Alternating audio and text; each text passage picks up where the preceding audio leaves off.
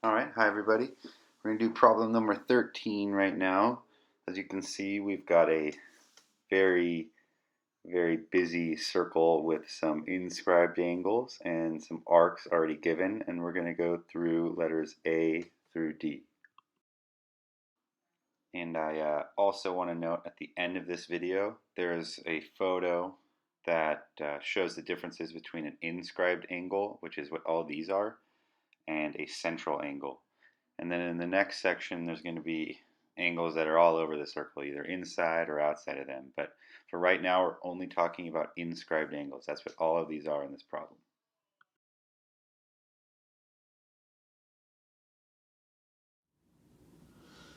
All right, hi everybody. I've had a lot of questions. This is kind of what everyone in geometry seems to be working on right now. You're working on circles. Let me make this focus a little bit better. So there's something called an arc, right? And then there's an angle across from it. Come on. Okay, so let's just say we have this angle here. Let's say it's like 30 degrees. Okay, and let's focus it a bit better. Okay, let's say we have an angle here that's 30 degrees. Well, this angle is way on the other side of the circle from this arc. That arc is going to be twice as long, so it'll be 60, and that's like a length, not in degrees. Only angles are in degrees. Now, conversely, if there's an angle that's in the center of the circle, think of it like this. It's closer to the arc. So if this is 30 degrees, then this is a arc of length 30. So now just note the key difference. If it's all the way on the other side of the circle, it doubles. And then if it's in the center of the circle to the other side, it's just going to be the same length. All right, now I'm going to draw out the question we have here. So we've got a line all the way across. Note that line that's AE is across the circle. So that means just right off the bat, this arc is half a circle. Same with this arc is half a circle. An entire circle is 360 degrees, or the arc length is 360. So just a half would be 180. Now, oh, sorry, just realized that is not AE, it's B. B is right there. And then we've got AC right here. AC. And then, so C goes down to E. And A goes over to D, which is over here. Okay. Now, let's put in the numbers they say. They say that this arc right here is 10. And then the arc over here is 20. And it wants, first, what is the measure of arc AE? If they do like a curve over here, that means arc. So what's the measure of arc AE? Well, like I said, let's use a different color here.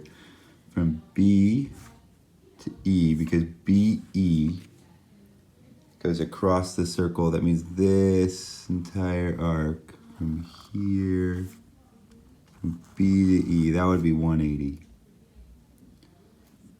And we want AE. So here's there's a lot going on in this diagram, so just bear with me. BE is a half the circle, so that means this part is 180. That also means that this part from BE on the other side is 180. But if that's 180 from B to E, but we only want A to E, we just subtract that little 10. So 180 minus 10, that means that AE is going to be 170. And I guess they're using degrees in this. Then we want measure of measure of angle. Measure of angle C. Angle C. Now, angle C, if this is point C, is this line and this line. C goes from here to here. Now, remember what I said. If the angle is like on the side of the circle, it's not in the center. None of these angles are in the center of the circle. So it's angle C is this one. It's going outwards. Is touching the sides here of an arc that's 170. So that means you break that down in half because it's all the way across from it. 170 divided by 2, that means that's 85 degrees. Okay, again, the sides of angle C touch right here of an arc that's 170, and it's all the way across, so we divide it in half. Now, measure angle BEC, pardon my dog here. Measure of angle BEC. All right, BEC. BEC. Well, that's an arc of 20. So, you guessed it, yep. That makes this tiny one 10 degrees. Then, the final one is measure of angle. Measure of angle D. Where's that? Okay. Angle D. You know what? I didn't draw this line. So here and there, angle D is touching here and here. It's really similar. So actually, it's the same angle as angle C. So C is touching here. And then D is also, angle D is touching there. So E and A. So it's intercepting this arc of 170. So that means it's half of 170, which we already found is 85.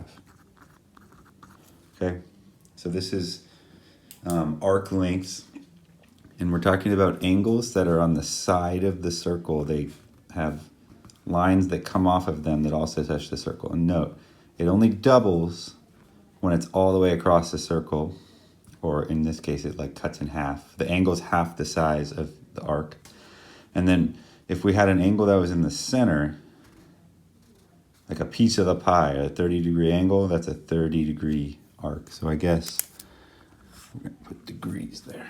Okay, so I hope it helps. All right, so as promised, here is the photo of all the different kinds of angles. You can find this online. I'm sure you can find it in your book, but all we talked about was the top right one, the inscribed angle. Then we're going to talk about the other ones in subsequent videos. All right, have a great day, everybody.